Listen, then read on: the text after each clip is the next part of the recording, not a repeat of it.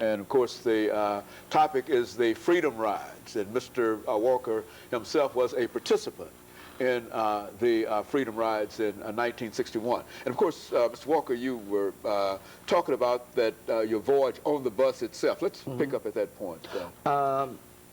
Okay, we had left Montgomery, we had passed into Mississippi, and as I said, the bus was doing about 95 miles an hour when it came across the Alabama-Mississippi border.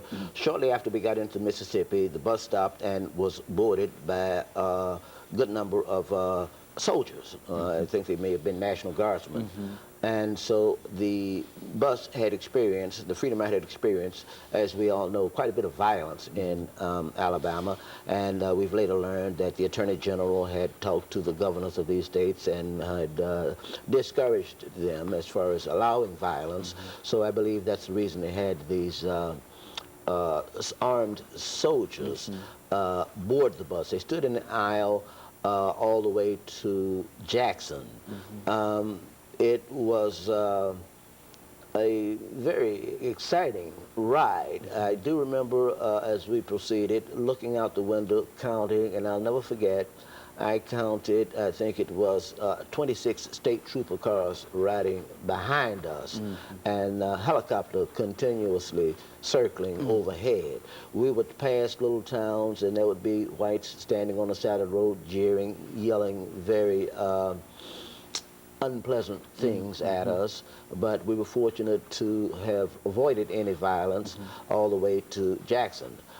When we got to Jackson, we walked into the bus station, and as soon as we walked into the bus station, we were escorted to the waiting paddy wagons from the Jackson police.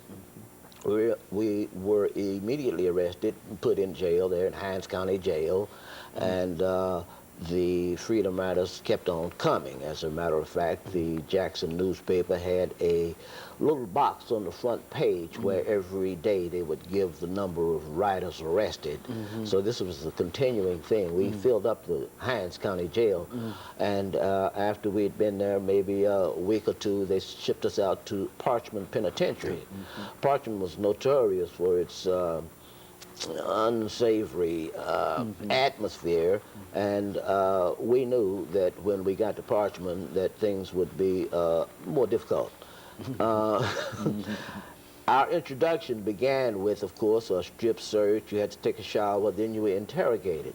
And the interrogation was such that you were sat in a chair surrounded by police, and if you answered without saying sir, you were immediately struck across the head with a billy club. Some of the riders were beaten up pretty badly at this stage, simply because they failed to say yes sir or no sir. We were dealt with rather harshly by the guards while we were in jail, and as a matter of fact, things got to the point where the lawyers complained to the Justice Department, and they finally, I think we may have been there for several weeks. I mean, we're talking 40 plus years ago, and my memory's not perfect, over 40 years. But I think we stayed at Parchman for several weeks, and we were finally released, rode back to Nashville on the train. One or two things that I do remember about the Hinds County Jail and the trip into Jackson, which I feel I should mention, is that on the way, once we got into the city of Jackson, of course, with the big police escort and so forth, everybody knew this was a bus full of Freedom Riders. The reaction of the whites was hostility. They would yell things and so forth. And the black people were so happy to see us. You could see them waving, and some of them were actually crying because they were just so moved that somebody would come down there and try to do something about the situation. While we were in jail to protest being arrested, we did go on a hunger strike right there in Hinds County, and the locals would send us just about every day care packages with candy bars, cigarettes, and so forth. And since we were on a hunger strike, we didn't eat anything. We just drank water, but several of us started smoking simply because the cigarettes helped kill the pain of hunger. The conditions in Mississippi were very oppressive at the time. I do remember one radio announcer making mention of how the Freedom Riders seemed to be so well organized and disciplined, and this fellow was an announcer on a local black radio station there in Jackson. Because of this favorable comment, he was immediately fired from his job from that radio station. There were other prisoners in the jail at Hines County, and I can remember another prisoner who was doing 7 years in jail for stealing a sack of chicken feed.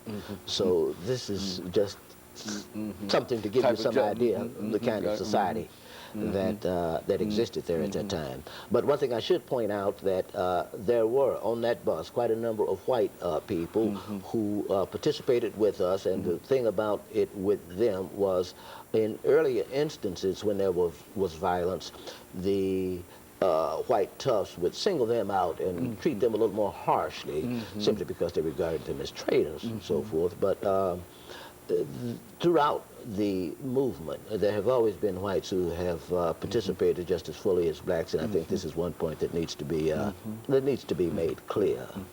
You know, when you think about the legacy, you know, you and others were a part of that movement, and we know that there are so many problems today, and you know, dealing with in the environment and so many other things. We also understand that you're also involved in this environmental racism kind of thing. Let's have you over the last few minutes to say something about that. Well, my involvement in the environmental situation is something that more or less came to me because I live in an area of Nashville called Bordeaux, and Bordeaux happens to have an unusual number of unwanted facilities. One of the terms in the environmental scene often used is LULU, L-U-L-U, which stands for locally unwanted land use. There are many locally unwanted land uses in Bordeaux, things you wouldn't find in comparable communities around the city.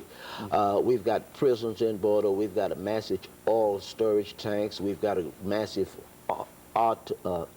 insurance company, automobile junkyard, we've got a gun range in Bordeaux, and there is a large stagnant pond which may breed mosquitoes because of a dirt mining operation. The biggest problem we have right now is that of a landfill. Bordeaux has been a site of dumps for the city trash for the past 30 years. This landfill applied almost 2 years ago now for a new permit which would allow it to operate not until 2008, but until 2018.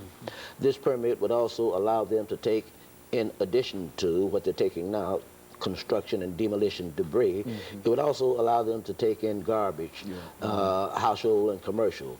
It would also allow them to operate 24 hours a week. We are inundated with trash trucks as it is now. It would also allow them to use more space to deposit and bury garbage, and worst of all, it would allow them to operate an additional 10 years, that is until the year 2018.